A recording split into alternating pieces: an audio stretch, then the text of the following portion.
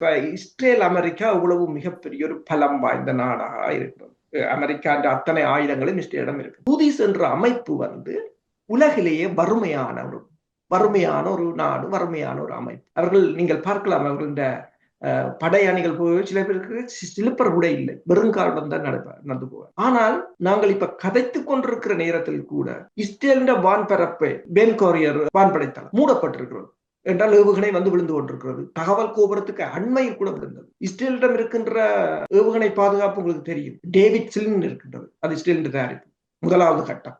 இரண்டாவது அரோ, அது தாண்டினால் பேட்ரியாட், அது தாண்டினால் டாட். இவ்வளவும் இருந்தும் அவர்களால் தடுக்க முடியவில்லை. இந்தியாவை பொறுத்தவரையில் இப்ப நீங்கள் கூறியது போலதான் இந்தியா நினைக்கிறேன் L3 நினைக்கிறேன், அந்த நம்பர் மறந்து போச்சு, அந்த ரடாரை தான் கொடுத்திருந்தது 2007 அது மட்டுமில்லை, இக்லா வகை ஏவுகணை லோஞ்சர்களையும் கொடுத்திருந்தது.